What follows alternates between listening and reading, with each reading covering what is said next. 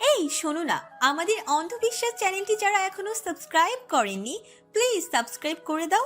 আর অল্প কিছু সাবস্ক্রাইবার হলে 1 লক্ষ পরিবার হবে। সবাই প্লিজ সাবস্ক্রাইব এবং বেশি বেশি শেয়ার করে দাও প্লিজ। খেতে চলুন। নিশান্ত এগিয়ে এসে মিহার 2 গাল চেপে ধরল। মিহা হাত সরিয়ে বলল, ঠান্ডা হয়ে যাবে। আমি উষ্ণ করে দেব।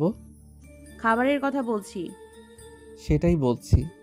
নিশান্ত হাসল, পুনরায় বলল, এমন লোভনীয় একজন সামনে থাকলে বাকি সব পানসে লাগে। ওতে পেট ভরবে না মেজর, আপনি আপাতত পেটের যত্ন নিন।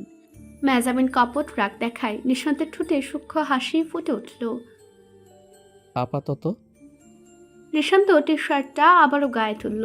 ইঙ্গিতজ্ঞ মেহজাবিন তড়িঘড়ি করে বলে উঠল, আপাতত কারণ খেয়ে অফিসে যাবেন। সে তো সারা বছরই যাচ্ছি। তুমি চাইলে ব্যতিক্রম কিছু দিন উপহার দিতে পারো। কাজে ফাঁকি দেয়া বাহানা হিসেবে আমাকে ব্যবহার, এমন ফাঁকিবাজ বর চাই না আমি। আপনার বর দায়িত্বে কখনো অবহেলা করে না, সেটা হোক শত্রুকে ঘায়েল করার দায়িত্ব বা বউকে আদর করার দায়িত্ব। নিশান্ত চাপা হেসে চোখ টিপল। আর নিজের দায়িত্ববোধকে মাথায় রেখে সে পরবর্তী পদক্ষেপের দিকে ধাবিত হলো। কুয়াশায় বিভোর সকাল নগরীর ছিন্নমূল মানুষের জন্য যেমন কষ্টকর, শৌখিন মানুষের জন্য তেমনই আলস্যের আহ্লাদে ভরপুর। কিন্তু শীত হোক বা গরম, পাখি তার ধর্ম মেনে ভোর হতেই নির্ছেড়ে মুক্ত আকাশে ডানা মেলে ধরে। তাদের উড়ে চলা দেখে দেবশেখার বন্দি পাখিটা ছটফটে ওঠে। মনে হয় যেন ডানা ছেটে দেওয়া হয়েছে তার। পালকের অভাবে ওড়ার সক্ষমতা হারিয়েছে। নতুন করে পালক গজানোর জন্য অপেক্ষা করা ছাড়া উপায় নেই। সে অপেক্ষাও বড় পীড়াদায়ক। অধৈর্য স্বভাবের মানুষের জন্য তো আরও বেশি। শুভা নিশ্চল পা দিয়ে চেয়ারে বসে জানালার বাইরে তাকিয়েছিল। মেঘের বেশ ধরা কুয়াশার ঘন ধবল ধোঁয়া জানালা দিয়ে উড়ে এসে ওকে সমবেদনা জানাচ্ছে। শুভার দৃষ্টি আকাশ থেকে পিছলে পড়ল রাস্তায়। দেবশিকার প্রকাণ্ড গেটের সামনে দাঁড়িয়ে একজন লম্বাটে পুরুষ 2টো অভুক্ত কুকুরকে কেক খাওয়াচ্ছে। খাওয়ানোর ফাঁকে ফাঁকে ঘাড় উঁচিয়ে উপরে তাকাচ্ছে। চোখাচোখি হতেই দুজনের বুকের ভেতর দাপদপে উঠছে একই বাসনা, কাছে আসার বাসনা। দিলশান দু চোখে আদরে আশ্বাস নিয়ে যেন বোঝাতে চাইল সে সময় খুব দূরে নয়, সবুরের ফল মিষ্টি হয়। এরপর আরও 2টো কেক এগিয়ে দিল শুভার 2 বিশ্বস্ত বডিগার্ড লাউ ও কদুর দিকে। শুভার চোখ ছলছল করে উঠল। যে পরিচ্ছন্নতা প্রিয় পুরুষটি একদা পথের কুকুর বিড়াল দেখলে নাক সিটকাতো, দূরত্ব বজায় রাখত, সে এখন শুভার দায়িত্ব হাসি মুখে পালন করছে। নিজের সঙ্গে এত বড় একটা কেলেঙ্কারি ঘটে যাওয়ার পরেও তা চেপে গিয়ে আদরের ছানার মন ভালো করার প্রয়াসে লিপ্ত। শুভার চোখের জল আরও টলমলে হলো। সে ফোন করলো দিলশানকে। রিসিভ হতেই বলল, তুমি এত ভালো কেন? এত ভালো হলে আমি ঝগড়া করব কি করে? আমি ভালো বলে খুশি হচ্ছি নাকি ঝগড়া করতে পারবো না বলে দুঃখ পাচ্ছ? বোধহয় দুটোই। তোমার দুঃখ কমাতে মাঝে মাঝে বাজার করতে ভুলে যাব, বিশেষ দিনগুলো তারিখ মনে রাখবো না, তখন কোমর বেঁধে গিন্নিদের মতো ঝগড়া করো, ঠিক আছে? আমি তখন খুন্তি উঁচিয়ে বলবো, আমি দেখেই তোমার সংসার করছি। অন্য কেউ হলে কবেই চলে যেত। দুজনে একত্রে হেসে উঠল। জানালার কাছে সারা রাত ধরে কুয়াশা পড়ে ঘোলা হয়ে আছে। শুভা সেই স্যাঁতস্যাঁতে কাছে আঙ্গুল দিয়ে লিখল, আই মিস ইউ। দিলশান দূর থেকে তা বুঝলো না। সে একটা ফ্লাইং কিস দিতে চাইল। ঠোঁট থেকে হাতটা সবেই শুভার দিকে ঘুরেছিল। আচমকা রোবটের মতো ঘুরে সামনে হাঁটা ধরল। শুভা এমন ব্যবহারের কারণ ধরতে পারল পেছনে খট করে শব্দ হতেই। তড়িঘড়ি করে ফোন কেটে ঘাড় ঘুরে তাকালো সে। চাঁদনি বেগম পানির গ্লাস নামিয়ে রেখে ড্রয়ার থেকে ওষুধ বের করতে করতে গজগজ করে বললেন, কিসমিস খাওয়া শেষ হলে সকালের খালি পেটে ওষুধটা খা। শুভা ঠোঁট কামড়ে চুপ হয়ে গেল। বাড়ির কেউ তার সঙ্গে এ বিষয়ে সরাসরি কথা বলছে না, অথচ সকলেই সত্যিটা বুঝে গেছে, কিন্তু ইচ্ছে করে এড়িয়ে যাচ্ছে। যেন বাচ্চা মেয়েটির হুট করে বড় হয়ে যাওয়াটা কারোরই হজম হচ্ছে না। তাই শুভাও আগ বাড়িয়ে কিছু বলছে না। চাঁদনি বেগম নাতনিকে ওষুধ খাইয়ে দিতে দিতে গম্ভীর গলায় বললেন, দিলশানকে বলে দিবি কুকুরকে পায়রা বানিয়ে যেন এ বাড়িতে কোনো চিঠি চালাচালি না করে। এসব করার জন্য ইন্টারনেট আবিষ্কার হয়নি। শুভা জিভ কাটল। বুঝে গেল অ্যাক্সিডেন্টের আগের চিরকুট যাদের বুড়ির হাতে পড়ে গেছে। শুভা মুখ ফুটে ওটা আর চাইতে পারল না। সুলেখা দীপশিখা এলেন বিকালবেলা। তিনি একা আসেননি, সঙ্গে দস্তগীর সাহেবও আছেন। নিজ প্রতিষ্ঠান মতিচুরের মিষ্টির প্যাকেট সঙ্গে এনেছেন। চাঁদনি বেগম তাদের সাদরে গ্রহণ করলেন। অন্য সময় সুলেখা নিছক প্রতিবেশীর মতো আসেন। বাড়ির মানুষও ওনাকে প্রতিবেশীর মতো সম্মান ও সমাদর করেন। কিন্তু আজকের আগমনের মাঝে যেন প্রতিবেশী সুলভ ব্যক্তিত্ব নেই। তাই চাঁদনি বেগমও বড় বউ আফিয়াকে ইশারা করলেন সেভাবেই আপ্যায়ন করতে।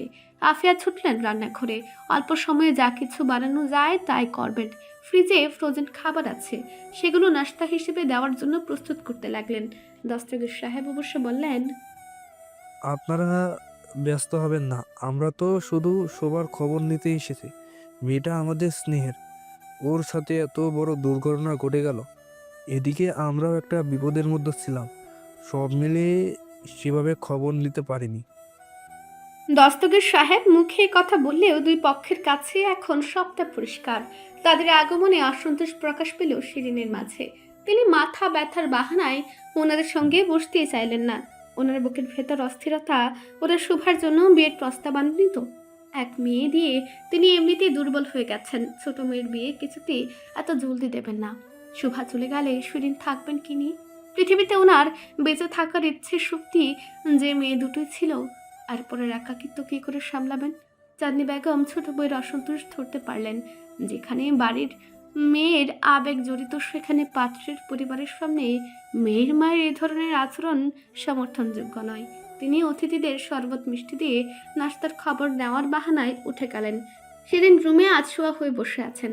চাঁদনি বেগম কাছে গিয়ে বললেন, মাথা ব্যথার রোগ তো তোমার নেই, ওদের মিথ্যে বাহানা দিলে কেন? রোগ নেই হতে কতক্ষণ? দূরে থাকলে কি সত্য থেকে পালাতে পারবে? পালাবো কেন? আমি মেয়ের মা, আমার সিদ্ধান্তের একটা দাম আছে না? আমি যদি ওদের কাছে মেয়ে দিতে না চাই, ওরা তো নিতে পারবে না। তা কোনো যুক্তিতে দেবে না, সেটা ভেবেছ? যুক্তি দেওয়ার জায়গাটা দুর্বল শিরিন জানেন। প্রথমত, ছেলে মেয়ে উভয়ের পছন্দের ব্যাপার আছে। দ্বিতীয়ত, দুই পরিবারের একে অপরকে ভালো মতো চেনে, সুতরাং তারা জানে হোয়াইট হাউসের মানুষেরা আসলে কেমন। আর সবচেয়ে বড় ব্যাপার হলো ছেলের যোগ্যতা। সেদিক বিচারে শুভার জন্য এমন মেধাবী ও গুণী পাত্র হাতছাড়া করা বোকামি ছাড়া কিছুই না। তবু শুভার বিয়ের জন্য কেউ মানসিকভাবে প্রস্তুত নয়। শিরিন তো নয়ই। তিনি গম্ভীর গলায় বললেন, আমার মেয়ে এখনো ছোট। চাঁদনি বেগম ব্যঙ্গ করলেন, মায়ের চোখ সরিয়ে নীরা চোখে দেখো। ছোট হলে ও ধরিবাজ, নাকের ডগায় বসে প্রেম করে বেড়াতো না। অবশ্য ঠিকই তো আছে, গাছের ফল তো গাছের মতোই হবে। শিরিন জ্বলে উঠলেন। কি বলেন আম্মা? আপনি বোঝাতে কি চাইলেন? কেন, নিজে প্রেম করে বিয়ে করনি? নাকি নিজের ইতিহাস ভুলে গেছো? শিরিনের চোখে পানি এসে গেল। বললেন, প্রেম আমি একা একা করেছিলাম, আপনার ছেলের পুলিশ লাইনিতে গলে গিয়েছিলাম বলেই তো আপনার অত্যাচার সহ্য করলাম সারা জীবন। সহ্য করতে কে বলেছে? দরজা খোলা ছিল সারা জীবন, যাওনি কেন? শিরিন উত্তর দিয়ে পারলেন না। বলতে পারলেন না সারাক্ষণ ঝগড়া করা এই মানুষটার ছায়াতলে তিনি কতটা নিশ্চিন্তে নির্ভরতায় ছিলেন। তর্কে হেরে ফুসফুস করতে লাগলেন তিনি। চাঁদনি বেগম বললেন, তোমার মেয়ে অসুস্থ, ওর মন এমনিতেই ভালো নেই। নিজের কথা ভাবতে গিয়ে ওর মনে কষ্ট দিও না। বুদ্ধিটা জায়গা মতো কাজ না করলে ডাস্টবিনে ফেলে দাও। No brain no pain. Shirin শাশুড়ির কটাক্ষ শুনে হতভম্ব হয়ে গেলেন। পাল্টা জবাব দিলেন, পেইন তো আপনিও দেন, আমি কি সেম ফর্মুলাটা আপনার উপর খাটাতে পারবো? কি বললে তুমি? আফিয়া আবারও যা ও শাশুড়ির অশান্তি দেখে ছুটে এলেন সমঝোতাকারী হয়ে। শাশুড়িকে কিছু বলার সাজে না, তাই শিরিনকে টেনে নিয়ে যেতে যেতে বললেন, দুদিন পরে নানি হবি, এখনো তো আক্কেল হয় না, সব কথার জবাব দিতে হবে কেন? একটু ছাড় দেয়া যায় না? কাজ কর আমার সাথে, জবান চালানো বন্ধ হয়ে যাবে। শুভা দোতলা থেকে সিঁড়ি দিয়ে ওঠা নামা করতো ভাইদের কুলে চড়ে। বাড়িতে আপাতত কোনো পুরুষ মানুষ নেই। হুইল চেয়ারে করে শুভাকে নিচে নামানো সম্ভব নয়। তাই সুলেখা নিজেই গেলেন শুভার কাছে। শুভা জানতো না তাদের আগমনের কথা। সে ভেবেছিল গতকাল সুলেখা মজা করে ক্যাপসিকামের হালুয়া খাওয়ানোর কথা বলেছে, সত্যি সত্যি এসেছে দেখে ঢুক গেল সে। শুভা সবার আগে হাতের দিকে তাকালো, না হাতে কিছুই নেই। মনে মনে স্বস্তির শ্বাস ফেলল সে, গদগদ হয়ে ডাকলো, ইংলিশ আন্টি। সুলেখা ওকে জড়িয়ে ধরলেন, অক্ষত গালে চুমু দিয়ে বললেন, এখন এখন কেমন আছো তুমি? শরীর তো পুরোপুরি ভালো নেই, তবে আপনাকে দেখে মনের দিক থেকে ভালো হয়ে গেছি। শরীরও পুরোপুরি সুস্থ হয়ে যাবে। আমি কিন্তু একা আসিনি, তোমার আঙ্কেলও এসেছে, নিচে তোমার দাদির সঙ্গে কথা বলছে। শুভা চমকালো, বুকের ভেতর কোথাও যেন ক্ষীণ উত্তেজনার স্রোত। দুই পরিবার এক হয়েছে কি তাদের নিয়ে কথা বলতে? উৎকণ্ঠা চেপে হেসে বলল, টফি আসেনি? টফিকে মতিনের কাছে রেখে এসেছি, আসবে পরে। ভালো কথা, সংস্থার ফান্ড রেজ করার বিষয়ে কথা বলতে এসেছি। আমি সভাপতি হওয়ার পরেও তোমার বিকাশের ফ্রেন্ড বেঞ্চের সভাপতি নাহিদা হয়ে ম্যানেজ করতে হবে, এটা তো মানা যায় না। মানে আন্টি, আসলে বারবার চাইতে সংকোচ ফিল হয়। শত হোক আপনি আন্টি হন। তাহলে আন্টিই হই বলেই যত ঝামেলা, তাই না? বাড়ির লোক হলে এত ঝামেলা হওয়ার কথা না। শুভা সরল সম্মতিতে মাথা দুলালো। সুলেখা আচমকা বলে উঠলেন, বাড়ির লোক হলেই সমস্যার সমাধান হবে। যেহেতু ফান্ডিংয়ের দায়িত্ব আমি নিতে চাই, আমার তো বাড়ি ছেড়ে আসা সম্ভব নয়। তুমি বরং আমার বাড়ির লোক হয়ে আমার বাড়িতে চলে আসতে পারো। শুভা লাজুক ভঙ্গিতে মাথা নত করলো। একটু পর হঠাৎ দুঃখী সুরে বলল, আপনার তো একটা পুতুলের মতো সুন্দরী বাড়ির লোক পাওয়ার ইচ্ছে আন্টি। তুমি কি পুতুলের চেয়ে কম? আমি তো ক্ষত চিহ্নওয়ালা পুতুল, লাইক হরর স্টোরির পুতুল। সুলেখা এসব দিয়ে একবারও শুভার গালের একাংশের ক্ষতের দাগ নিয়ে কিচ্ছু বলেননি। শুভা যেন কোনোভাবেই হীনমন্যতায় না ভুগে তিনি মাথায় রেখেছিলেন। কিন্তু এ কথা শুনে বুঝতে পারলেন অন্যরা বলার আগে মেয়েটা নিজেই নিজের সৌন্দর্য নিয়ে হীনমন্যতায় ভুগছে।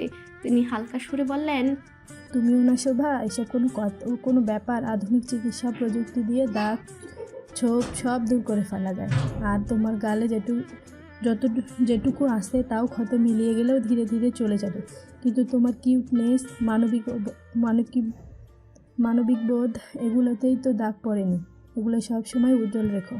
শুভা তবুও নিজের অনিশ্চয়তা লুকাতে পারল না। সুলেখাকে 7-5 কি বোঝালো কে জানে।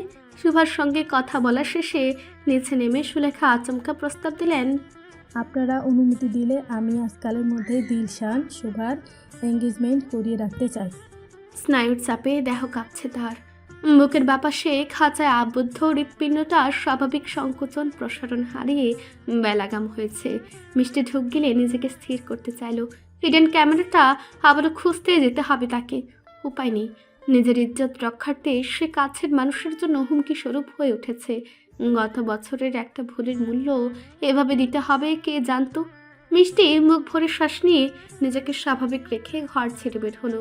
সে একবারে আয়তনে বিশাল, অনেকগুলো প্রশস্ত রুম আছে দোতলায়। মিষ্টি থাকার জন্য একটা আলাদা রুম পেয়েছে। ও রুমের পাশের রুমটা অনন্তের। দুটো রুম পেরিয়ে গেলেই মেহজাবিনের রুম। মিষ্টি তার রুমের সামনে নিঃশব্দে দাঁড়িয়ে পর্দার আড়াল হতে উকি দিল। এনে 3 বার উকি দিল সে। আগের 2 বারে মেহজাবিন ঘরে ছিল, এখন নেই। মিষ্টির বুকের ভেতরটা যোগপথ সন্তুষ্টি ও ভয়ে ছেয়ে গেল।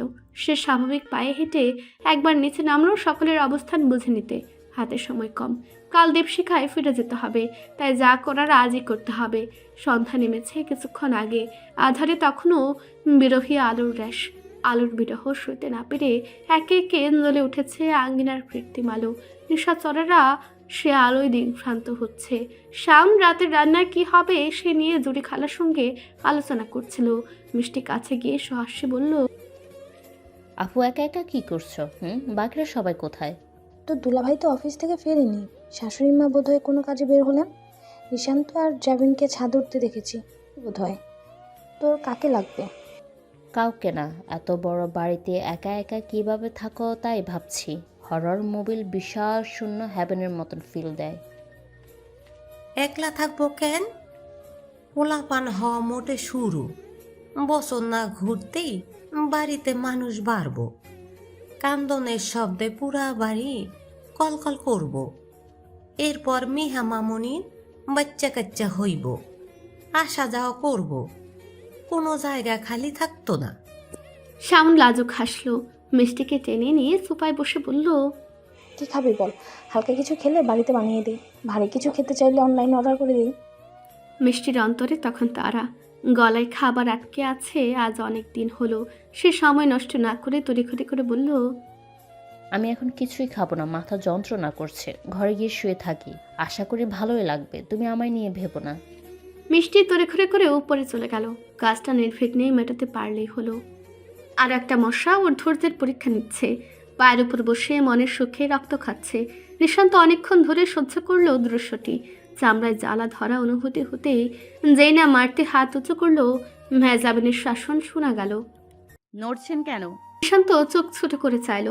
বিকেলে বাড়ি ফেরার তার ব্যক্তিগত চিত্রশিল্পী সমস্ত ব্যস্ততাকে বুড়ো আঙ্গুল দেখিয়ে তাকে টেনে ছাদে এনেছে।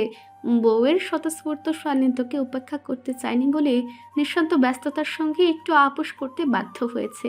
এরপর গত আধ ঘন্টা ধরে চেয়ারে বসিয়ে রেখে মেহজাবিন এক মনে ক্যানভাসে তুলির আঁচড় কেটে চলেছে। নড়াচড়ার উপর 144 ধারা জারি করে রেখেছে। মশার উপদ্রব হলেও নিঃশান্তের ভালো লাগছে বউয়ের স্বতঃস্ফূর্ততা। নিজ থেকে এই প্রথম ওর কাছে একান্ত অবসর দাবি করেছে। ফেরায় কি করে? বউটা যে বড্ড আদরের, তাই বলে খোঁচানোর স্বভাব কি ছাড়া যায়? মেহজাবিনের খোপা থেকে ছুটে আসা খুচরো চুলেরা সুঢল উন্মুক্ত ঘাড়ে পড়েছে। সেদিকে গভীর দৃষ্টি রেখে নিঃশান্ত বলল, নড়ছি তো তোমার জন্যই। মেহজাবিন বুঝতে না পেরে ক্যানভাস থেকে চোখ তুলে চাইল। সঙ্গে সঙ্গে নিঃশান্তের ঠোঁটের চোখা হাসিটা জানান দিল লজ্জার পূর্বাভাস। নিঃশান্ত বলল, আমি যদি মশার কামড় থেকে নিজেকে না বাঁচাই তাহলে ডেঙ্গু হয়ে হাসপাতালে যেতে হবে। তুমি স্বামী সোহাগ থেকে বঞ্চিত হবে। একজন দায়িত্ববান স্বামী হিসেবে স্ত্রীর এই অধিকার আমি খর্ব করতে পারি না। মেহজাবিনের চোখ নামল। লজ্জাবতী লাজুক লতার মতো নেতিয়ে যেতে চায় না বলে কপট রাগ দেখে প্রদীপের সলতের মতো জ্বলে উঠতে চেষ্টা করলো, কিন্তু তা নিভে গেল পরবর্তী দমকা হাওয়ার মতো ছুটে আসা ব্যাফাস বাক্যে। তাছাড়া রোগশোকে দাম্পত্য জীবনের অনেকগুলো দিন ব্যয় হয়ে গেছে, সেগুলোর ক্ষতি পূরণও তো দিতে হবে। আমাকে যত ডিস্ট্র্যাক্ট করবেন আপনারই মুক্তি পেতে দেরি হবে। মুক্তি চাইছি না তো। চাকরি বাকরি ছেড়ে দিচ্ছেন নাকি মেজর? ঘর জামাই হওয়ার স্বাদ সে ভয় নেই। কাল তল্পি তল্পা গুটিয়ে শ্বশুরবাড়ি যাচ্ছ। হঠাৎ মেহজাবিনের চেহারায় সন্ধ্যা নামলো। নিশান্ত তা বুঝলো। বিয়ের প্রথম প্রথম মেয়েদের বাপের বাড়ির প্রতি মায়াটা বেশি থাকে। যত চেনা জানাই হোক, আপন ঘর ছেড়ে শ্বশুর ঘরে মানিয়ে নিতে সময় লাগে। নিশান্ত বলল, শোভার এঙ্গেজমেন্ট আগামীকাল। দাদি, বাবা ও কাকি মিলে ফিক্স করে ফেলেছে, যেতেই হবে। পরে সে না হয় বেরিয়ে যেও। শোভার এঙ্গেজমেন্ট মানে কি? এমনিতেই অসুস্থ মেয়েটা, এর মাঝে কি সব বলছেন? নিশান্ত সংক্ষেপে জানালো ঘটনা। শুভার মাঝে ভয় ঢুকেছে তার চেহারায়। অ্যাক্সিডেন্টের স্পট পড়ায় তাকে অসুন্দর লাগছে। হয়তো দিলশন আজ বাদে কাল ওকে পছন্দ করবে না। তাই দিলশনের মা সুলেখা প্রস্তাব রেখেছেন ছেলের বিয়ের জন্য। পাশাপাশি চাইছেন অসুস্থ মেয়েটার মন থেকে হীনমন্যতা দূর করতে ও মন ভালো করতে আজকালের মধ্যে আংটি বদল অনুষ্ঠান হোক ঘরোয়াভাবে। চাঁদনি বেগম ও আশরাফুল আজাদ সে প্রস্তাব গ্রহণ করেছেন। দিলশন চোখের সামনে বড় হয়েছে, সুযোগ্য পাত্র। কাজে আপত্তির কিছু নেই, তবে শুভাকে এখনোই বিয়ে দেওয়ার পক্ষে নয় কেউ। অন্তত শিরিন মেয়েকে এত জলদি কাজছাড়া করতে চান না। সে প্রস্তাবও মেনে নিয়েছে দস্তগীর পরিবার। তাছাড়া দিলশান সামনের বছর পিএইচডি করার জন্য ইংল্যান্ডে যাবে। সেখানে থেকে এমডি ডিগ্রি নিয়ে এসে বিয়ের আয়োজন হবে। সবকিছু সুন্দরভাবে ঘটে যাওয়ায় মেহজাবিনের ভালো লাগলো। সে শুভার এই প্রেমের কথা আগে থেকে জানতো। হয়তো অ্যাক্সিডেন্টের উসিলায় সবটা আরও সহজ হয়ে গেছে। মন্দের মাঝেও ভালো খবরগুলো বাড়ির মানুষগুলোকে যেন জীবনী শক্তি প্রদান করেছে। মেহজাবিন আগ্রহ নিয়ে বলল, তাহলে তো সকাল সকাল বেরিয়ে পড়তে হয়। শোভার জন্য ভালো আরামদায়ক দেখে ড্রেস চুজ করতে হবে, সাজগোজের ব্যাপার আছে। আমি রাতেই ওর সাথে কথা বলে ফাইনাল করে ফেলবো। নিঃশান্ত স্মিত হেসে উঠে দাঁড়ালো। মেহজাবিনের কাজ ঘেঁষে মেঝেতে বসে পড়ল। ওর মাথায় হাত বুলিয়ে বলল, আমরা সকলেই কোনো না কোনো ধকলের মধ্য দিয়ে গেছি। শুধু আমারটা শারীরিক আর তোমারটা মানসিক। তোমার এই ক্ষতি অপূরণীয়। বাবার মতো স্নেহ ভালোবাসা কেউ দিতে পারে না, কিন্তু আমি সর্বোচ্চ চেষ্টা করব তোমাকে ভালো রাখতে। বাবা মা হারা মেয়েটির বুকের ক্ষত যেন এই কথায় সামান্য প্রশমিত হলো। হাতটা ঢিলে হয়ে তুলে পড়ে গেল মেঝেতে। রঙের দাগে ভরা হাতটা দিয়ে নিশান্তের এক হাত চেপে ধরল সে। মাথাটা আলতো করে এলিয়ে দিল কাঁধে। নিশান্ত আগলে নিল ওকে। মেহজাবিন ধূসর আকাশের দিকে চেয়ে বলল, সবার মাঝে থেকেও আমি নিজেকে একাই ভেবেছি চিরকাল। সম্পর্কের মূল্য বুঝতে বুঝতে প্রিয় মানুষগুলো হারিয়ে গেছে। আমি আর কাউকে হারাতে চাই না, সবাইকে আগলে রেখে বাঁচতে চাই। নিশান্ত গভীরভাবে ঠোঁট ডোবালো মিহার চুলে। বলল, তোমার ইচ্ছে কবুল হোক। অবশ্য টাইমিং পারফেক্ট হলে তোমার প্রিয় মানুষের সংখ্যা বাড়তে সময় লাগার কথা না। মিহা ঝট করে সরে গেল জাদরের লোকটির বাহু থেকে। লজ্জায় চোখের পাতা কাঁপছে। বলল, নিজের কাজে যান, এখানে আর কাজ নেই। বাকিটা আমি ঘরে গিয়ে একাই করে ফেলতে পারবো। মেহজাবিন সমস্ত সরঞ্জাম নিয়ে দ্রুত সরে পড়তে চাইছিল। নিঃশান্ত সাহায্য করলো ওকে। নেমে যাওয়ার আগে আরেকবার মজা নেওয়ার সুযোগ হাতছাড়া করলো না। আবারও ডেকে বলল, মেহজাবিন, টাইমিং কি পারফেক্ট ছিল? মেহজাবিন হাসিয়ে আটকাতে পারল না। এবার ছুটে যাওয়ার আগে বলে গেল, সেই উত্তর সময়ই দেবে। নিঃশান্ত হেসে উঠল। মিষ্টি ঘরের চারিদিকে তন্ন তন্ন করে খুঁজছে, বাদ দিচ্ছে না ময়লার ছুরিও। জিনিসটা না পেলে তার বেঁচে থাকা দায় হয়ে যাবে। হুট করে পেছন থেকে কার গলার স্বর পেয়ে হাত পা ঠান্ডা হয়ে গেল। অনন্ত চাপে রাখা দরজাটা হুট করে খুলে ফেলে তাতে হেলান দিয়ে হাত নেড়ে নেড়ে ফুরফুরে গলায় বলল, হ্যালো, মাছিতে খাওয়া মিষ্টি। তুমি একটু আগে নিচে গিয়ে সবার খোঁজ নিলেও আমার খোঁজ নিতে ভুলে গিয়েছিলে, তাই নিজেই চলে এলাম খোঁজ দিতে। রাতের আধারে কান পাতলে শোনা যাচ্ছে তরপাতে থাকা নিঃশ্বাসের ব্যাকুলতা। নাক টানার শব্দ জানান দিচ্ছে তরল অন্ধকার কারো চোখের জল লুকিয়ে রেখেছে। হুট করে আলোর ধাক্কায় চোখ ধাঁধিয়ে উঠল মিষ্টির। সে দুই হাতে মুখ ঢেকে ফেলল সঙ্গে সঙ্গে। নিশান্ত তার মুখোমুখি দাঁড়িয়ে আছে। তার চোয়াল কঠিন, দৃষ্টি দুর্বুদ্ধ। একটু দূরে দাঁড়িয়ে থাকা অনন্তই ছাদের আলোটা জ্বালিয়ে দিয়েছে। নিশান্ত ভাইয়ের সঙ্গে চোখাচোখি করে তাকে দূরেই থাকতে বলল। অনন্ত সেই দরজার সামনে পাহারায় নিয়োজিত হয়েছে। নিশান্ত গমগমে স্বরে বলল, কান্নাকাটি শেষ হলে কাজের কথায় আসি। মিষ্টি তবু মুখ থেকে হাত নামালো না। নিশান্ত এবার ধমক দিয়ে বলল, তোমার কি মনে হয় তোমায় অফুরন্ত সময় দেওয়ার জন্য এখানে এসেছি? মিষ্টি কেঁপে উঠে মুখ থেকে হাত নামালো। বলল, আমি চোর নই ভাইয়া। চুরি করার মতো আর্থিক দৈন্য দশা তোমার নেই তা আমি জানি। স্পষ্ট করে বলো, কোন উদ্দেশ্যে আমাদের ঘরে ঢুকেছিলে? মিষ্টি মুখ ফুটে কিছু বলতে যাওয়ার আগে নিঃশান্ত কড়া সুরে সতর্ক করে দিল, মিথ্যা বলার চেষ্টাও করবে না। শুধু আত্মীয় বলে তুমি এখনো এতটা স্পেশাল ট্রিট পাচ্ছ। না হলে যে সকল ক্রাইম করেছো তার জন্য এখন তোমার অবস্থা কি হতো কল্পনা করতে পারবে না। নিঃশান্তের চোখে চোখ রাখা মাত্রই মিষ্টির হাঁটু কাঁপতে শুরু করলো। কথা জড়িয়ে যেতে লাগলো।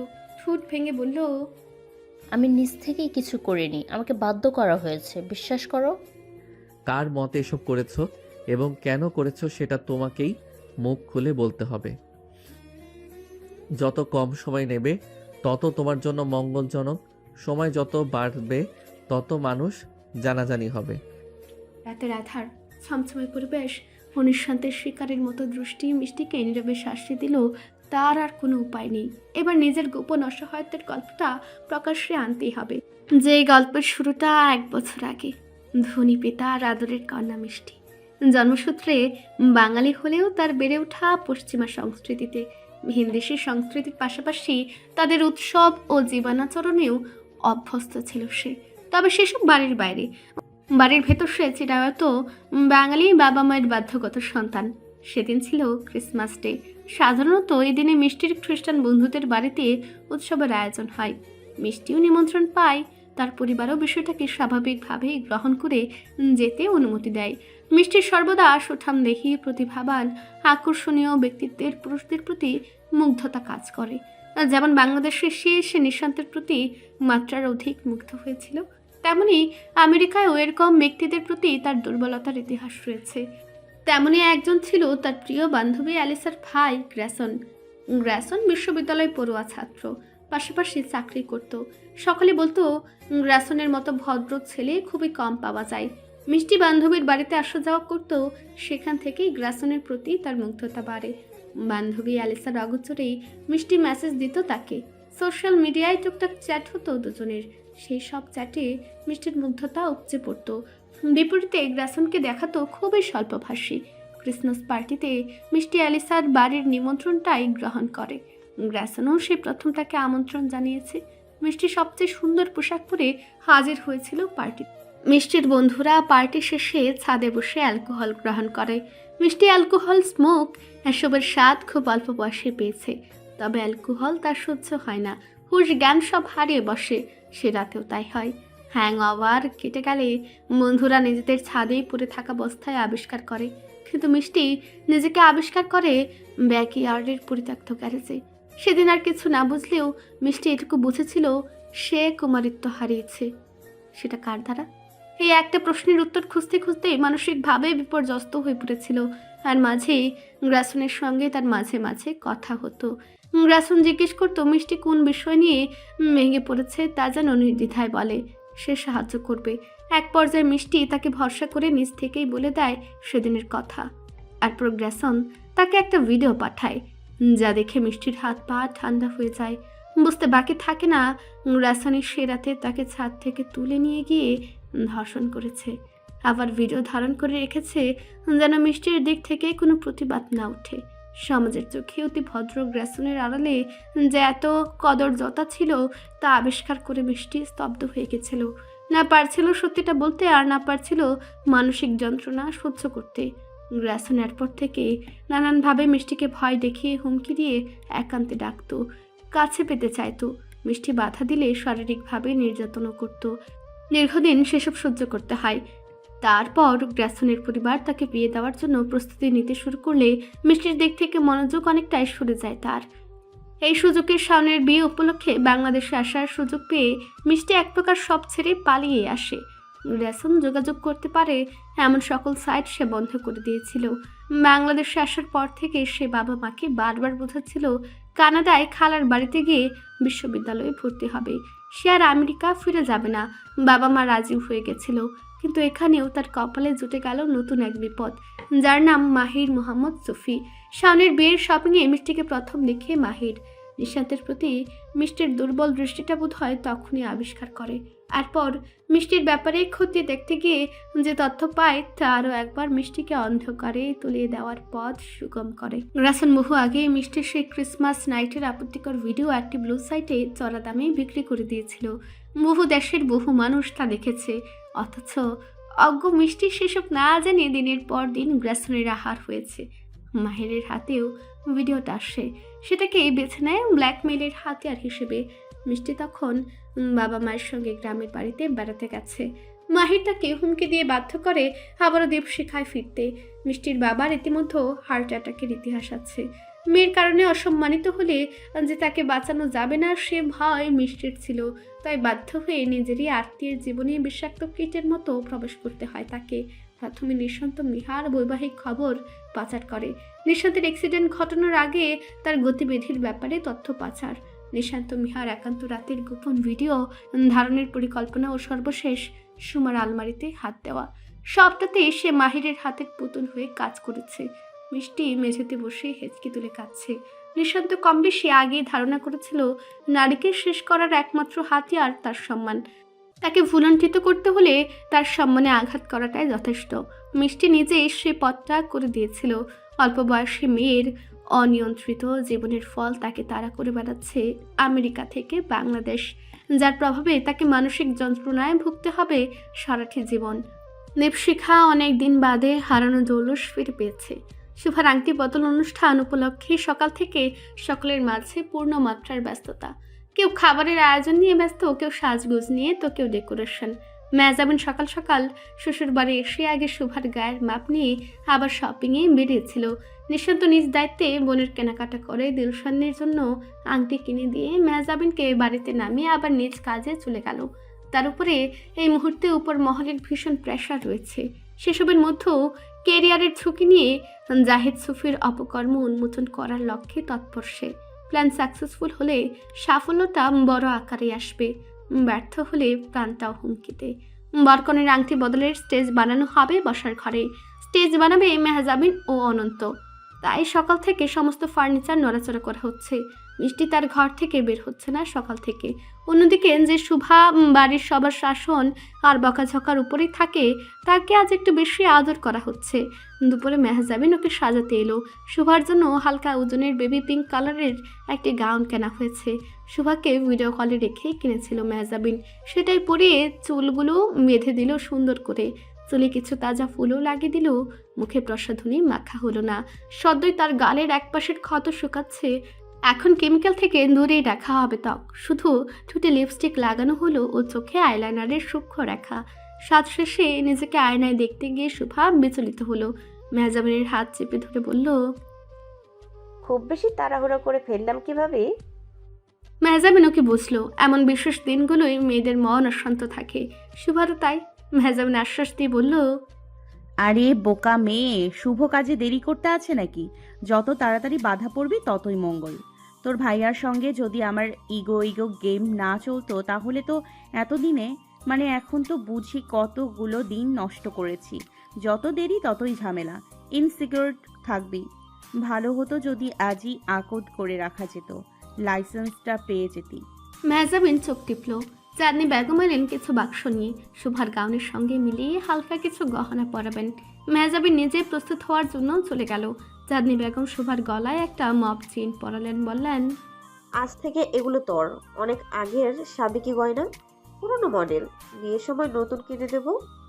চাঁদের বুড়ি, এগুলো তো তোমার প্রিয় গয়না, আমাকে দিয়ে দিচ্ছ?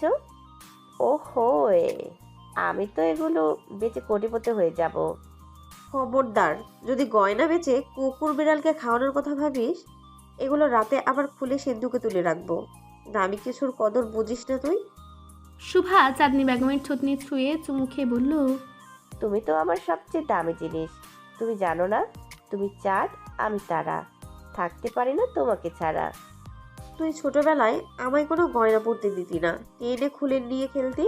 কানের দুল একবার এমন এক টান দিয়েছিলি যে অল্পের জন্য ছিঁড়ে যায়নি। আমার কোনো নাতি নাতনি তোর মতো জ্বালায়নি।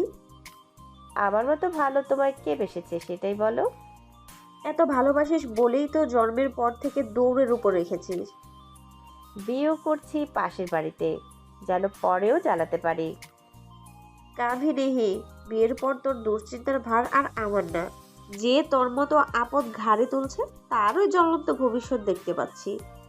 ওটা জ্বলন্ত না, হীরের ঝলকানি। তোমরা স্বর্ণে আটকে থাকা মানুষ, হীরের ঝলক আর কি চিনবে? ঢং শেষ হলে প্রস্তুত হও। অনন্ত নিচে নামাবে একটু পরে, সবার সঙ্গে বসে খাবি। হোয়াইট হাউসের অতিথিরা দীপশিখা এলো বিকেলে। এলো দস্তকির পরিবার ও দিলশনের দুই মামা চাচা। দিলশন একটা সাদা রঙের স্যুট পরেছে, হাতে সিলভার কালার ঘড়ি। বরাবরের মতোই রিমলেস চশমাটা তার ব্যক্তিত্বে আলাদা একটা গাম্ভীর্য দেয়। কিন্তু মনে মনে দিলশন বিচলিত। চেনা মানুষদের সামনে আজ হঠাৎ নতুন পরিচয়ে এসেই হৃদয়ের এই দুরবস্থা। অনন্ত শাওন দিলশনের কাছে এলো। মেহজাবিন বাড়ির বউ হয়ে আজ সবার সামনে উপস্থিত। শাশুড়ির নির্দেশে শাড়ি পরেছে সে। মাথায় ঘুমটা দিয়ে অতিথিদের শরবত দিচ্ছে। মিষ্টি ঘর ছেড়ে বের হয়নি, হুট করেই শরীর খারাপ করেছে, তাই তাকে আর কেউ ডাকছে না। অন্যদিকে নিঃশান্ত এখনও বাড়ি ফিরেনি। শাড়ি পরার পর থেকেই মেহজাবিন অপেক্ষায় আছে। কলও করেছে, বান্দা ফোন তোলেনি। মেহজাবিন কি কম যায়? শাড়ির আঁচলটাকে কায়দা করে কাঁধে তুলে ফর্সা উদর দৃশ্যমান করে একটা মিরর সেলফি তুলে যথাস্থানে পৌঁছে দিয়েছে। তারপর ফুরফুরে মেজাজে অতিথি আপ্যায়ন করতে নেমেছে। শুভা নিচে নামলো বড় চাচার কুলে চড়ে। সেনাবাহিনীর অবসরপ্রাপ্ত কর্মকর্তা আশরাফুল আজাদ এখনও শারীরিকভাবে ফিট। কন্যাকে কোলে নিয়ে সিঁড়ি দিয়ে তরতর করে নেমে এলেন তিনি। বসার ঘরে আর্টিফিশিয়াল ফুল দিয়ে ডেকোরেশন করা স্টেজে এনে বসে দিলেন শুভাকে। শুভা চাচার হাত ধরে বলল, তোমার অনেক কষ্ট হয়েছে আমাকে নামাতে, একটু জিরিয়ে নাও। সন্তান কখনো বাবা মায়ের কাছে ভারী হয় না। আমার ছোট্ট মা আজকের পর বড় হয়ে যাবে, তাই ছোট থাকতে আবারও কোলে নিলাম। হ্যাঁ, এরপর তো বরের কোলেই উঠবে। শুভা লজ্জা ঢাকতে রাগ করার ভান করে ভাইয়ের হাঁটুতে খুশি দিল। অনন্ত পাল্টা চুল টান দিতে গিয়েও দয়া দেখালো আজ। দিলশানের সঙ্গে তখনই চোখাচোখি হলো শুভার। টের পেল দুজনেরই হৃদস্পন্দন ঊর্ধ্বগতিতে। শুভার পাশে এসে বসলো দিলশান। পারফিউমের সুবাসটা ছড়িয়ে গেল পাশের মানবীর ঘ্রাণেন্দ্রিয়ে। শুভা মিষ্টি হেসে ফিসফিস করে বলল, আজ তুমি হোয়াইট চকলেট ছেটেছ। আর তুমি বারবি প্রিন্সেস। স্মিত হেসে পাল্টা জবাব দিল দিলশান। বাড়ি ভরা লোকের সামনে একে অপরের প্রতি মুগ্ধতা জাহির করতে গিয়ে লজ্জা পাচ্ছে ওরা।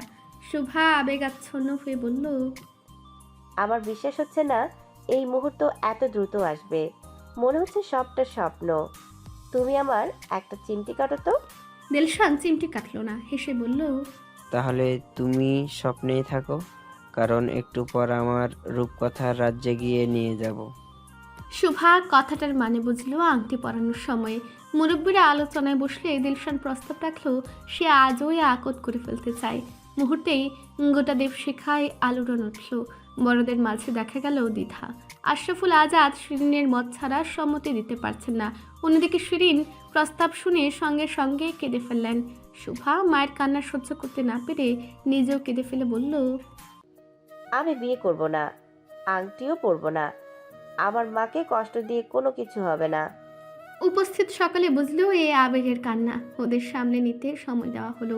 দিলশান শিরিনের সামনে হাঁটু গেড়ে বসে বলল, আমি কি আপনার সঙ্গে একটু আলাদাভাবে কথা বলতে পারি আম্মু?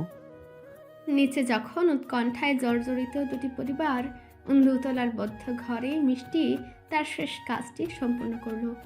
গতকাল তাকে বলা হয়েছিল আজ সন্ধ্যা 7টায় মাহিরের কল আসবে। এক এক দিন এক এক নম্বর থেকে কল আসে, কেউ যেন লোকেশন না ধরতে পারে তার জন্য। 7টা বাজা মাত্রই কলটি এলো। মিষ্টি ঘাবড়ানোর সুরে হ্যালো বলতেই মাহির ব্যস্ত সুরে বলে উঠল, আজ হয়েছে। হয়েছে, হিডেন ক্যামেরা এখন আমার হাতে। রিয়েলি? 100%। ওটা জায়গা থেকে সামহাও সরে গিয়েছিল। তাড়াহুড়ো ভালো মতন দেখতে পাইনি বলে খুঁজে পাইনি। কাল সন্ধ্যায় আরেকবার ঢুকে ভালো মতন দেখতে পেয়ে গিয়েছি। আপনার কাছে কিভাবে পৌঁছে দেব বলুন? তুমি প্যান ড্রাইভে ভরে আমাকে সেন্ড করো। সম্ভব না। আমার ধারণা ভাইয়া আমার উপর সম্পূর্ণ নজর রেখেছে। আমরা কোনো ডিভাইস নিতে গেলেও ধরা পড়ে যাব। মাহির অনেকক্ষণ ভাবলো, এরপর একজনের ঠিকানা দিয়ে জানালো কুরিয়ার করে দিতে। মিষ্টি তাতে সম্মত হয়ে ফোন কাটল। নিচতলায় গান বাজছে, স্বরের প্রাবল্য মৃদু। বাজি পটকা ফাটানোর ইচ্ছে থাকলেও পিতার ধমকে ক্ষান্ত হয়েছে অনন্ত। গীতবাদ্যের স্বরে ঢাকা পড়েছে সকলের উৎকণ্ঠা ও গুঞ্জন। তবে দস্তগীর সাহেব বিশেষ চিন্তিত নন। তিনি স্বাদের সান্নিধ্যে ব্যস্ত সময় কাটাচ্ছেন। দুটো কাবাব খেয়ে 3 নম্বরটায় হাত দেওয়ার আগে সুলেখা লোকচক্ষুর আড়ালে স্বামীর বাহুতে চিমটি কেটে বললেন, কেমন বাবা তুমি? ছেলেটা একা একা গেল, কি বলতে কি বলে ফেলবে, একটু সঙ্গে গেলেও তো পারতে। অত চিন্তার কিছু নেই। ছেলের ওপর আমার বিশ্বাস আছে। সে পরিবেশ ও পরিস্থিতি সম্পর্কে ভালো ধারণা রাখে, যেটা তুমি রাখো না। আমি রাখি না। সুলেখা ফুস করে চাইলেন। কণ্ঠস্বরের প্রবাহ যদিও নিচু, দস্তগীর সাহেব সুযোগটা ছাড়লেন না। ছেলের বিয়ে তো নিজেই কোণের চেয়ে বেশি সেজে এসেছো, আর কি বলবে? সুলেখার মন খারাপ হয়ে গেল। সত্যি সকলের চেয়ে জাঁকজমকপূর্ণ পোশাক উনিই পরেছেন। তা তিনি সবসময় সাজেন। ওনারা না সাজলে সে দায় কি ওনার? শুভা ওনাদের কাছেই বসেছিল। দস্তগীর সাহেবের কথাটা শুনে সে জবাব দিল, অন্য সবাই আর ইংলিশ আন্টি কি এক হলো নাকি? আন্টি হলো একটা বিদেশি অর্কিড। অর্কিড সবসময় চোখ ধাঁধালো সুন্দর হয়। আন্টি আপনি একটু মন খারাপ করবেন না। মনে রাখবেন আপনি সবসময় সবার থেকে স্পেশাল। তোমার মত করে আমায় কেউ বোঝেই না। ওর মতো করে তেল মারার ধৈর্য আর কারো হবেও না। শিরিন খাটে পা ঝুলিয়ে বসেছে। দিলশান একটা চেয়ার টেনে তার চেয়ে কিছুটা দূরে বসেছে। দিলশানই আগে কথা বলল, আন্টি, আপনার কি আমায় নিয়ে দুশ্চিন্তা আছে? থাকলে বলতে পারেন। আমি চেষ্টা করব আপনার দ্বিধা দূর করার, কিংবা আপনি আমার ব্যাপারে খোঁজ খবর নিতে পারেন, তাতে আমার আপত্তি নেই। তুমি তো আমাদের চোখের সামনেই বড় হয়েছো, তোমায় নিয়ে আমার কোনো দ্বিধা নেই বাবা। তাহলে এত দুশ্চিন্তা কেন আন্টি? শোভা দূরে চলে যাবে এই ভয়ে? আপনি তো 5-7 বছর হলেও শোভাকে বিয়ে দিয়ে দেবেন। তখন সম্বন্ধ আসবে দূর দূরান্ত থেকে, তখন তো শোভা অনেক দূরে চলে যাবে। তার চেয়ে কি এটা ভালো নয়? ও আপনার কাছাকাছি থাকলো, না হয় হলো একটু আগে বিয়ে।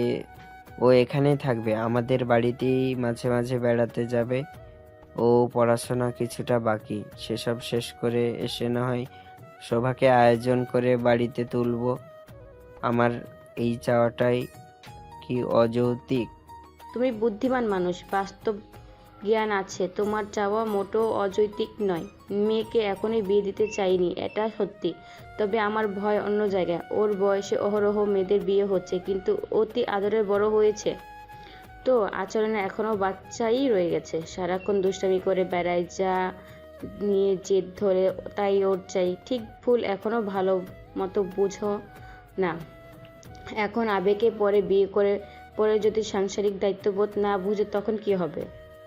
সংসার তো আর মন মতো চলার জায়গা না, সংসার হলো মানিয়ে নেওয়ার জায়গা।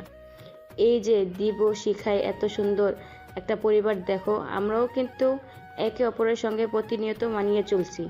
শোভাকে নিয়ে ভয় হয়। আমার মেয়েটা এখনও জীবনকে মনোমর্জিত ভাবে। বিয়ের পর বনিবনা না হয়ে দুজনের জীবন দুর্বিষহ হোক, সেটা চাই না। আমি কি তোমাকে অস্থিরতার জায়গায় বোঝাতে পারলাম? দিলশান বুঝেছে শিরিনের ভয়ের জায়গা। আবেগে পড়ে বিয়ে করে ভবিষ্যতে দুজনের বনিবনা না হলে ভোগান্তি দুই পরিবারেরই হবে।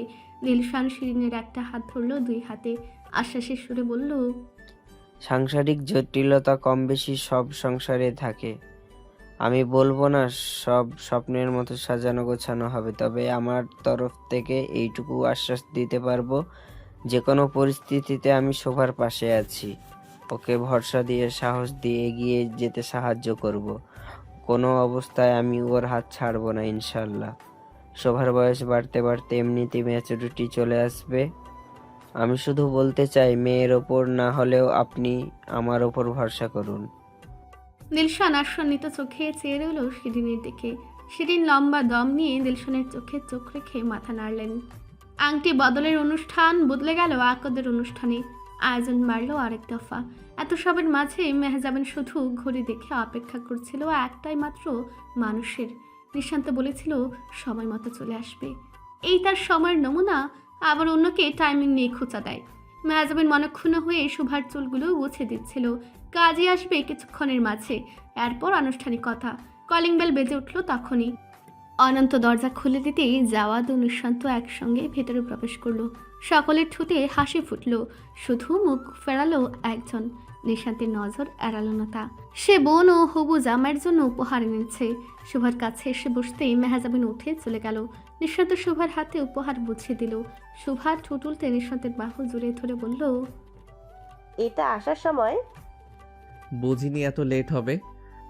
আর একটু লেট হলে এসে দেখতে তোমার বোন বাড়িতে মেহমান হয়ে গেছে। নিশান্ত স্মিত হেসে শোভার শীতের উপর চুমু খেলো, বলল, আমার বোনেরা কখনো মেহমান হবে না। আমি বেঁচে থাকতে এই বাড়ির ওপর তাদের সমান অধিকার থাকবে। নিশান্ত সবার সঙ্গে 10 মিনিট বসে গল্প করে উপরে চলে গেল ফ্রেশ হতে। মেহজাবিনের মাঝে কাছে আসার কোনো লক্ষণ দেখা গেল না। শেষে নিশান্ত গলা বাড়িয়ে ডাকলো, মেহজাবিন, আমার সাদা পাঞ্জাবিটা বের করে দিয়ে যাও। ঘরে জানাত বউ, নাতে অস্থির হয়ে গেছে। মেহজাবিন সকলের সামনে লজ্জায় পড়ে গেল। আর দূরে সরে থাকা গেল না। মেহজাবিন বিব্রত মুখেই ঘরে ঢুকতেই নিশান্ত এক টানে ওকে বুকে এনে ফেলল। মেহজাবিন কপাল কুঁচকে বলল, সবার সামনে লজ্জায় না ফেললে হচ্ছিল না? নিজে লজ্জায় পড়ার মতো কাজ করো কেন? দেখেছো বর ঘরে যাচ্ছে, তার প্রয়োজন অপ্রয়োজন দেখতে ছুটে আসবে না? পারবো না। নিশান্তর সঙ্গে সঙ্গে গালে চুমু খেলো, বলল, আজকাল আমার দেরি করে আসা নিয়ে কারো মন খারাপ হচ্ছে। এইটুকুই চেয়েছিলাম জীবনে, কেউ আমার ঘরে ফেরার কারণ হোক। মেহজান, তুমি আমার সেই কারণ হয়েছ। চুমু খেয়ে মেহজাবিন মনে মনে গলে গেছে, কিন্তু দুর্বলতাটুকু সে আড়াল করতে চাইল। বলল, এবার তৈরি হয়ে নামুন, কাজই এসে যাবে। নিশান্তকে ছাড়ল না, আরো গভীর হলো নৈকট্য। ফিসফিস করে বলল, আমাকে নিমন্ত্রণ দিয়ে এখন পালাতে চাইছো? কিসের নিমন্ত্রণ? নিশান্তের হাত নামলো মেহজাবিনের শাড়ি পরিহিত উন্মুক্ত উদরে। গভীরভাবে ছুঁয়ে দিয়ে ফিসফিস করে বলল, পিকচারে মেনু দেখে খিদেটা বেড়ে গেছে। মেহজাবিনের শ্বাস ঘন হলো। নিশান্তের গার গন্ধটা অল্প কদিনে তার কাছে অতি আপন হয়ে গেছে। স্বামীর বুকে নাক ডুবে এসে নিচু স্বরে বলল, নিচে ডাকবে, ছাড়ুন। নিশান্ত এক হাতে দরজার ছিটকানিটা আটকে দিতে দিতে বলল, 5 মিনিট পর। সম্পর্কের পূর্ণতা নির্ধারণের মাপকাঠি ধরা হয় বিয়েকে, কিন্তু বিয়ে মানেই পূর্ণতা নয়। দুটি ভিন্ন পরিবার থেকে উঠে আসা দুই মানবীর মাঝে যখন একে অপরের প্রতি সহনশীলতা, শ্রদ্ধা ও ভালোবাসার প্রাচুর্যের মাধ্যমে হৃদয়গত বন্ধন তৈরি হয়, সেই সম্পর্ক পূর্ণতা পায়। শুভা ও দিলশানের সম্পর্ক পূর্ণতা পেয়েছে একে অপরকে হৃদয়ে ধারণ করার মধ্য দিয়ে। সেই পূর্ণতা এবার সামাজিকভাবে প্রতিষ্ঠিত হতে চলেছে। শুভা যেন ঘোরের মাঝে আছে। অল্প কিছু দিনের মাঝে তার সঙ্গে পরপর এত কিছু ঘটেছে যে প্রায়ই তার ভ্রম বলে মনে হয়। যেমন দিলশান ওর মায়ের ঘর থেকে বেরিয়ে এসে যখন শুভার কানে কানে বলল, মিস শোভা, আপনার মিসেস শান হওয়ার সময় আসন্ন, আপনি কি প্রস্তুত? বিয়ে পড়ানো হলো রাতের 10টায়। দুবারের সকলে এসে জমায়েত হলো বসার ঘরে। মিষ্টিও একটা ভালো পোশাক পরে নেমে এসেছে। তার চোখ মুখের অস্বাভাবিকতা দেখে সকলেই চিন্তা প্রকাশ করলো। মিষ্টি অসুস্থতার বাহানায় দিল শুধু। শুভা মনে মনে স্থির করেছিল দাঁত কেলিয়ে কবুল বলবে, কিন্তু কাজে যখন সামনে এলো সে চাঁদনি বেগমের গলা জড়িয়ে ধরে হাও মা করে কেঁদে ফেললো। চাঁদনি বেগমও আর নিজেকে ধরে রাখতে পারলেন না। শুভার দুই গালে অজস্র চুমু খেলেন। এরপর দিলশানকে বললেন, শুভাকে আমি 2 হাতে লালন পালন করেছি। আমার চেয়ে ভালো ওকে কেউই চেনে না। শুভার উপরে ওর মায়ের চেয়ে আমার অধিকার বেশি। ও যদি কোনো দোষ করে আমাকে বলবে। ওকে আমি ছাড়া জগতের কেউই টাইট দিতে পারবে না। চাঁদের বুড়ি, তুমি আজকের দিনেও হিটলার স্বভাব ছেড়ে আমার নামে একটু ভালো কথা বলতে পারলে না? মিথ্যে বলবো কেন? আমি জালিয়াতি করি না। আমি যে মিথ্যার মোড়কে ভেজাল প্রোডাক্ট দিচ্ছে না, এটা ওদের বোঝাতে হবে। না হলে তো পরে আমাকেই গছিয়ে দেবে। তাহলে এটা বলো যে আমি ভেজাল মুক্ত অথেন্টিক মানুষ। হ্যাঁ, তুই অথেন্টিক ধরিবাজ। সকলে হেসে ফেললো ওদের কথা শুনে। কবুল বলার পর শান শুভা একে অপরকে আংটি পরিয়ে দিল। দিলশান প্রথমবারের মতো বৈধ অধিকারের সঙ্গে শুভার হাত মুঠোয় পরে নিল। স্মিত হেসে নিচের স্বরে বলল, মিসেস শান, এই হাতের দখল নিলাম, বেঁচে থাকতে আর ছাড়া পাবে না। শুভা সকলের আড়ালে চোখ টিপে বলল, আজকে আমাদের বাসর রাত। শান, আমি কি সেই কনভেনশন হলের বন্ধ ঘরের ঘটনাটি আবার ঘটাতে পারি? সামনের বিয়ের রাতের সেই ঘটনা মনে করে হেসে ফেলল দিলশান। ফিসফিস করে বলল, তার চেয়েও বেশি কিছু পারো। ভোরের হিমেল হাওয়ায় কুকড়ে গেল মেহজাবিনের স্বপ্ন। উষ্ণতা লাভের জন্য পাশে হাত বাড়ালো সে। নিশান্ত শটান শুয়ে ঘুমাচ্ছে। মেহজাবিন ঘুমের মাঝে গুটিসুটি হয়ে স্বামীর বুকের উপর উঠে ঘাড়ে মুখ গুজে দিল। বিড়াল ছানার মতো আদুরে দেহটির স্পর্শে নিঃশান্তের পাঠানো দেহের প্রতিটি লোমকূপে চৈতন্য ফিরল। নিদ্রামগ্ন দেহটি মগ্নতা ভেঙে জড়িয়ে ধরল তাকে। সেভাবেই অতিবাহিত হয়ে গেল 8 ঘন্টা। বাইরে আলোর স্ফুরণ ক্রমেই তীব্রতর হচ্ছে। নিশান্ত আজ অন্য দিনের চেয়ে একটু বেশি সময় বিছানাতেই লেগে রইল। বলা বাহুল্য, মেহজাবিন তাকে উঠতে দিল না। এক পর্যায়ে রমণীর অসৎ উদ্দেশ্য বুঝতে পেরে নিশান্ত কানের চুলগুলো সরিয়ে দিয়ে বলল, এভাবে আটকে রাখতে চাইছো? চাইছি, আটকে যান প্লিজ। মনটা তো আটকে গেছেই, শরীরটাকে আপাতত অনুমতি দাও। ইচ্ছে করছে না। নিশান্ত হাসল, বলল, ইচ্ছে কি আমার করে? কিন্তু দায়িত্বের ক্ষেত্রে আমি অবহেলা করি না। তোমারও উচিত না অবহেলাকে প্রশ্রয় দেওয়া। আমার মন মানছে না আপনি আমাকে বুক পকেটে ভরে সঙ্গে নিয়ে যান। নিশান্ত হেসে বইয়ের চুলে মিলি কেটে দিল। নতুন নতুন প্রেমে পড়লে মানুষের যুক্তিবোধের চেয়ে আবেগটাই বেশি কাজ করে, কিন্তু নিশান্ত বরাবরই আবেগ নিয়ন্ত্রণে পারদর্শী। সে ঝটকায় মেহজাবিনকে বুকের উপর থেকে নামিয়ে বিছানায় ফেলে তার উপরে উঠে গেল। লম্বা সময় নিয়ে একে অপরের ঠোঁটের আদর গ্রহণ করলো। তারপর নিশান্ত বলল, বাধ্য মেয়ের মতো থাকবে, বাড়ির বাইরে না পারতে যাওয়ার দরকার নেই। জানোই পরিস্থিতি এখনও আমাদের অনুকূলে নয়। আর হ্যাঁ, আমাকে সারাদিন যতবার মিস করবে ততবার মেসেজ করবে। খুব যেন রিপ্লাই দিয়ে বসে থাকেন। বাড়ি ফিরে সমস্ত রিপ্লাই একসঙ্গে দেব, সুদ বসাবো। ব্যবসায়ীর মেয়ে ব্যবসায় নাতবউ বলে কথা। ঠিক আছে, আপনাকে সুদে আসলে পাওনা বুঝিয়ে দেওয়া হবে। মেহজাবিনকে বিদায় দিয়ে সকাল 7টায় বাড়ি ছাড়ল নিশান্ত। ঢাকা চট্টগ্রাম মহাসড়ক মদনপুর রোডের ওভারব্রিজের নিচে একজন বাদাম বিক্রেতা ও ফুচকাওয়ালার মধ্যে ঝগড়া বেঁধেছে। ফুচকাওয়ালার অভিযোগ সে রোজ বিকেলে ব্রিজের গোড়ায় ফুচকা নিয়ে বসে আজ এসে দেখে সেই স্থান দখল করেছে এক বাদাম বিক্রেতা। এ নিয়ে দুজনের মাঝে তুমুল তর্ক বিতর্ক করে একে অপরের মা বোনকেও গালাগালি দিতে ছাড়ছে না। পার্শ্ববর্তী সিএনজি স্ট্যান্ডের ড্রাইভার এগিয়ে এসে তাদের মাঝে মধ্যস্থতা করার চেষ্টায় লিপ্ত। তাদের থেকে একটু দূরে ব্রিজের সিঁড়ির উপর দাঁড়িয়ে সিগারেট ফুঁকছে কাদের। হাফ হাতা শার্ট ও লুঙ্গি পরনের এই লোকটাকে দেখে নাহাতি চোখে পড়ার মতো কেউ বলে মনে হয় না, কিন্তু চোখে পড়লে বোঝা যাচ্ছে সে খুবই সতর্কতার সঙ্গে চারপাশে নজর রাখছে। ফোনে কুরিয়ারের মেসেজটা এসেছে ঘন্টা দুয়েক আগে। আর্জেন্ট ডকুমেন্টটা সন্ধ্যার আগে হাতে পৌঁছে যাওয়ার কথা, অথচ এখনও কোনো নামগন্ধ নেই। এর মাঝে দুই বিক্রেতার ঝগড়ার উচ্চস্বরে মাথা ধরে গেছে তার। বিরক্তিতে একদোলা থুতো ফেলল সে। সঙ্গে সঙ্গে ফোনটা বেজে উঠল। কাদের ফোন রিসিভ করতেই ওপাশ থেকে জানালো পার্সেল নিয়ে মদনপুর ওভারব্রিজের নিচে অপেক্ষা করছে। কাদের ফোন কানে থাকা অবস্থায় দেখতে পেল লোকটাকে। একটা বাইক ও কুরিয়ার সার্ভিসের লোগো খচিত বিশাল ব্যাগ নিয়ে দাঁড়িয়ে আছে। কাদের তরতর করে নেমে গেল। কুরিয়ার সার্ভিসের লোকটির মাথায় হেলমেট। কাদের তার মুখ দেখল না। লোকটি পার্সেল বের করে কাদেরের হাতে দিল, বলল, একটা কোড গিয়েছে আপনার নম্বরে, কাইন্ডলি সেটা জানাবেন। কাদের ব্যস্ত হাতে ফোন থেকে মেসেজটা বের করছিল, তখনই পেছনে এসে থামলো একটি কালো মাইক্রোবাস। কাদের কিছু বুঝে ওঠার আগেই গাড়ির দরজা খুলে দুজন লোক তাকে সর্বশক্তি দিয়ে তুলে নিল গাড়ির ভেতর। এরপর একটানে সেই গাড়ি চলে গেল। সন্ধ্যা নামা ক্ষণে এমন এক দৃশ্য উপস্থিত জনতার মাঝে সীমাহীন বিস্ময়, আতঙ্ক ও ভয়ের চিহ্ন ফেলে গেল। স্যার, আপনার ধারণা ঠিক। কাদের থার্ড পার্টি, মূলত এর কাজ ছিল পার্সেলটা রিসিভ করা, এরপর সেটা আবার কুরিয়ার করে দেওয়া। কোন ঠিকানায় কুরিয়ার করবে সেটা পেয়েছো? কাদের মুখ খোলেনি এসব কাজে যে এরা বেশ দক্ষ বোঝা যাচ্ছে, তবে ওর ফোনটা বাজেয়াপ্ত করায় কিছু তথ্য উদ্ধার করেছি। পার্সেল যাবে গাজীপুর মান্নান নামের একজনের কাছে। ওরা যে রিস্ক নিতে চায়নি বলে এতগুলো মাধ্যম ব্যবহার করেছে বোঝা যাচ্ছে। কাদেরের ফোন থেকে মান্নানের ফোন নম্বর ও সোশ্যাল আইডি পাওয়া গেছে। সেটা নিয়ে ঘাটাঘাটি করে জানা গেল মান্নান একজন আইটি এক্সপার্ট।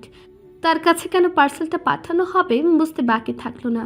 তারা প্রথমে যাচাই করতে চেয়েছে মিষ্টি সত্যি কোনো চালবাজি করেছে কিনা। যদি করে থাকে সেটা মান্নানের হাতে পড়লেই পরিষ্কার হয়ে যাবে, না করলেও এরপর সে ভিডিও নিয়ে যা করার সেই করবে। বাপ বেটা থাকবে ধরা ছোঁয়ার অনেক দূরে। এসএসবির অফিস নিজস্ব কক্ষে বসে থাকা নিঃসন্ত বলল, এভাবে একটা একটা করে ফুলের পাপড়ি ছেঁড়ার সময় নেই সাদেক। যত সময় যাবে পরিস্থিতি তত ঘোলাটে হবে, পথ হবে দুর্গম। আমাদের আরও একবার পুরো ব্যাপারটায় নজর বোলাতে হবে। কিন্তু স্যার, এখন মান্নান যদি কাদের এর থেকে আপডেট না পায় তাহলে কিন্তু ওদের অ্যালার্ট করে দেবে। ওদের অ্যালার্ট হতে দেওয়া যাবে না যতক্ষণ না কানের সন্ধান পাচ্ছি। মাথাটাকে শান্ত করে রাখতে হবে। ওরা যেন মনে করে পরিস্থিতি এখন ওদের অনুকূলে আছে। মান্নানের ঠিকানার পার্সেল যাবে, সাথে সাথে যেন মান্নান আমাদের জিম্মায় চলে আসে। ওর ফোন ট্র্যাক করো। আমি একটু সুফি ফ্যাশনের হালচাল জানি। নিশান্ত জানতো সুফি ফ্যাশনের মতো একটা বৃহত্তর প্রতিষ্ঠান দুইজন ডিরেক্টরের অনুপস্থিতিতে চলা অসম্ভব। দায়িত্বপ্রাপ্তদের দ্বারা সবটা পরিচালনা করলেও জাহিদ সুফি বা মাহির সুফির সঙ্গে যোগাযোগ অবশ্যই থাকবে। তার ধারণা সঠিক হতে সময় লাগলো একটা রাত। পরদিনই সে সোর্সের বরাতে নিশ্চিত তথ্য পেল কোম্পানির ম্যানেজারের সঙ্গে মাহিরের যোগাযোগ আছে, আর সেই লোকেশন শো করেছে বাংলাদেশের সর্ব উত্তরের জেলা পঞ্চগড়ে। তথ্যটা নিশ্চিত হওয়ার কিছুক্ষণ পরেই সাদেক ফোন করে জানালো মান্নানকে ধরা হয়েছে। তাকে জেরা করে ও ডিভাইস ঘাটাঘাটি করে যতটুকু জানা গেছে তার যোগাযোগ স্থল পঞ্চগড়। 2-2-4 মেলা মাত্র এই নিঃসন্তের চোখ দুটি চকচক করে উঠল। সে তার লক্ষ্য স্থির করে ফেলল। সঙ্গে সঙ্গে বলল, মান্নানকে তুলে নেওয়ার ঘটনা ধামাচাপা রাখো সাদেক। আগে আমি পঞ্চগড়ে পা রাখি। পঞ্চগড়ের বর্তমান এসপি কে আছেন? এ ব্যাপারে তার সহায়তা প্রয়োজন। পঞ্চগড়ের পুলিশদের অ্যালার্ট করে দিতে হবে। আপনার কাজ সহজ হবে স্যার। পঞ্চগড়ে নতুন এমপি হয়েছেন SN শিকদার। আগে ঢাকায় পোস্টিং ছিলেন। দুর্নীতির কাছে নত হতে চাননি বলে প্রশাসন থেকে পঞ্চগড়ে বদলি করে দেওয়া হয়েছে। আপনি তাকে চিনবেন। SN শিকদার ও শাহনেওয়াজ। বাংলাদেশের সর্ব উত্তরের জেলা পঞ্চগড়। ভারত সীমান্তের গা ঘেঁষা এই অঞ্চলের আঁকে বাঁকে এখন শীত ঋতু দোর্দণ্ড প্রতাপে বিরাজ করছে।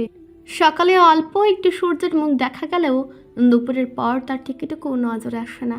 আজ তো সূর্যই ওঠেনি। শৈত্য বায়ুর তীব্র আক্রমণে জনজীবন স্থবির হওয়ার উপক্রম। এমন হাড় কাঁপানো শীতের মাঝেও থেমে নেই চাকরি জীবনের গতিশীলতা। পঞ্চগড় জেলার পুলিশ সুপারের কার্যালয়ে আজ ভীষণ ব্যস্ততা। নতুন নিয়োগপ্রাপ্ত পুলিশ সুপার শাহনেওয়াজ শিকদার তার দায়িত্ব বুঝে নিয়ে কাজ গোছাতে শুরু করেছে। ফলে অফিসের সকলেই দৌড়ের উপর আছে আবিদও। সাব ইন্সপেক্টর আবিদ ভেবে পায় না সুখে থাকতে মানুষকে ভূতে কেলায় কেন। ঢাকার মতো জেলায় পোস্টিংয়ে থাকার জন্য সারা বাংলাদেশের মানুষ প্রাণপণে চেষ্টা করে। কত উচ্চ পদস্থ কর্মকর্তারা এমপি মন্ত্রীর পেছনে ঘোরে। এদিকে তাদের এসপি সাহেব নিজ দক্ষতায় ঢাকায় পোস্টিং পেয়েও অতিরিক্ত সততার প্রতীক হতে গিয়ে বদলি হয়ে গেল কিনা সীমান্তবর্তী জেলায়। সাদা পাঞ্জাবি পরে দুবাই নামলে কাদা তো লাগবে। এই প্রফেশনে কয়জনই বা সৎ থাকতে পারে? কেউ অসততায় জড়িয়ে পড়ে, কেউ বা মুখ বুজে সহ্য করে। প্রতিবাদী হতে গেলে বিপদ অবধারিত। আবির জরুরি ফাইলপত্র নিয়ে এসপি সাহেবের কক্ষে ঢুকলো। শাহনেওয়াজ ফাইলে চোখ ডুবিয়ে রেখে বলল, কি হে আবিদ সাহেব, আপনিও কি সরিষাপের মতো ঠান্ডায় জমে গেলেন নাকি? সেই কখন ফাইল আনতে পাঠিয়েছে? শীতে কাবু হয়ে গেছি স্যার। প্রথম যখন এখানে পোস্টিং পাই শীতকালে পাগল হয়ে যাওয়ার দশা। যেই আসে তার একই অবস্থা হয়। অথচ আপনি শহরের মতো গরম জায়গা থেকে এমন জায়গায় এসেও কাবু হচ্ছেন না দেখে সত্যি অবাক হচ্ছি। শীতের কাছে তো খিদে কাবু হবে না। রুটি রুজির জন্যই আমাদের ছুটে চলা। ব্যস্ত থাকুন বেশি। শরীর কর্মক্ষম থাকলে শীত কম লাগবে। আপনি স্যার শুধু রুটি রুজির জন্য কাজ করেন না। এই জন্যই করি আবিদ, তবে আমার রুটি রুজির জন্য যেন অন্যেরটা নষ্ট না হয় সেদিকেও খেয়াল রাখি। এরপর কিছু কাজের প্রসঙ্গ সেরে নিয়ে শাহনেওয়াজ বলল, আজ দুপুরে বিশেষ অতিথি আসবে, আপনি ওদের আপ্যায়নের দিকটা একটু দেখবেন। আবির দায়িত্ব বুঝে নিয়ে চলে গেল। নতুন স্যার যে ভীষণ খাটাবে তা সে হারে হারে টের পাচ্ছে। শাহনেওয়াজ আবারও তার কাজে ডুবলো। পঞ্চগড়ে আসা মাত্রই নতুন একটা হাই প্রোফাইল কেস তার হাতে এসেছে। তা নিয়ে দিন রাত ব্যস্ত সময় কাটছে। হুট করে ফোনটা বিপ করে উঠল। জ্বলন্ত স্ক্রিনে ভেসে উঠল দৃষ্টি উত্তক্তকারী নোটিফিকেশন। শাহনেওয়াজ এক হাতে ফোনটাকে আয়ত্তে টানলো। ক্লিক করা মাত্রই ফুটে উঠল গলায় আইডি কার্ড ঝোলানো এক নারী রিপোর্টারের ছবি। তীব্র রোদের নিচে দাঁড়িয়ে চোখে তীব্র জেদ নিয়ে সে কোনো কিছুর দিকে তাকিয়ে আছে। ছবিটা সোশ্যাল মিডিয়ায় আপলোড করেছে মাত্রই। শাহনেওয়াজ গভীর নজরে ছবিটা দেখতে দেখতে বিড়বিড় করলো, শ্রাবণের উষ্ণ বাড়িধারা আমি ছাড়া গোটা দুনিয়ার খবর তল্লাশিতে ব্যস্ত থাকছ। সকলের সঙ্গে সুবিচার করতে চাও, তাহলে আমার প্রতি এত অবিচার কেন?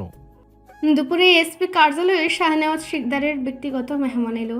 অফিসের কেউ তার পরিচয় জানে না, শুধু জানে ব্যক্তিটা নতুন স্যারের বিশেষ অতিথি। তাই এই আগন্তুককে নিয়ে বিশেষ কারোরই মাথা ব্যথা নেই। এসপি সাহেবও কারোর সঙ্গে পরিচয় করালেন না, সোজা নিয়ে গেলেন নিজের কক্ষে। সোফায় বসে একটা প্রাণবন্ত হাসি হাসলো তারা। নিশান্ত বলল, পরিচয় গোপন রাখার জন্য থ্যাংক ইউ শাহনেওয়াজ। আমার এরিয়ায় আপনার কাজ সহজ করে দেওয়াটা আমার কর্তব্য। বহুদিন পর দেখা হলো আপনার সঙ্গে। আমার একটা অপারেশন হেল্প করেছিলেন, এবার আমার পালা। জানিনি সরকার দলের চাপ থাকলে সেই তদন্তে কত ফাঁকফোকর তৈরি হয়, অপরাধীকে সেফ এক্সিট করে দেওয়া হয়।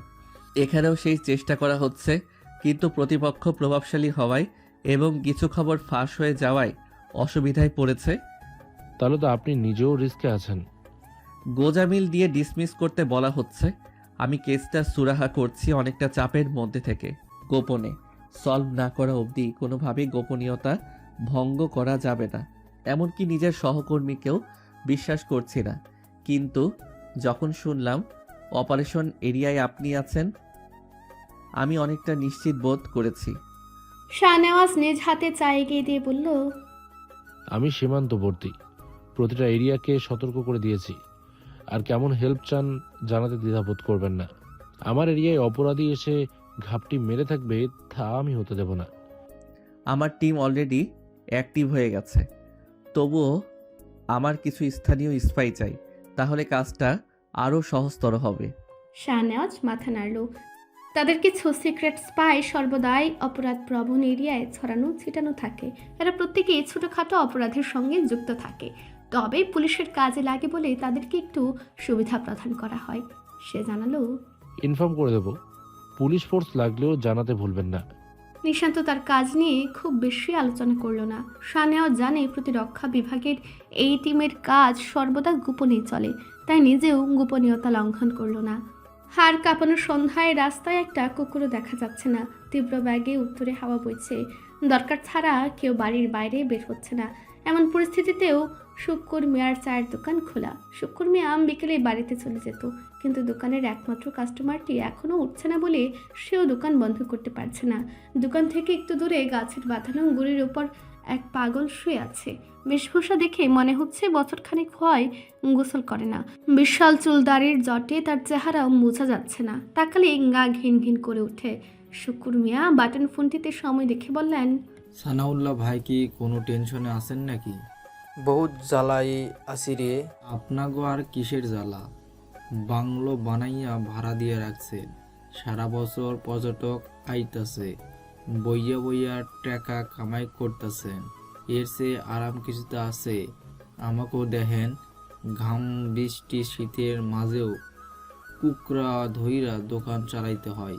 নিয়মিত ভালোবাসার গল্প শুনতে এবং পড়তে আমাদের অন্ধবিশ্বাস চ্যানেলটি সাবস্ক্রাইব করে পাশে থাকা বেল আইকনটি ক্লিক করুন। ধন্যবাদ সবাইকে।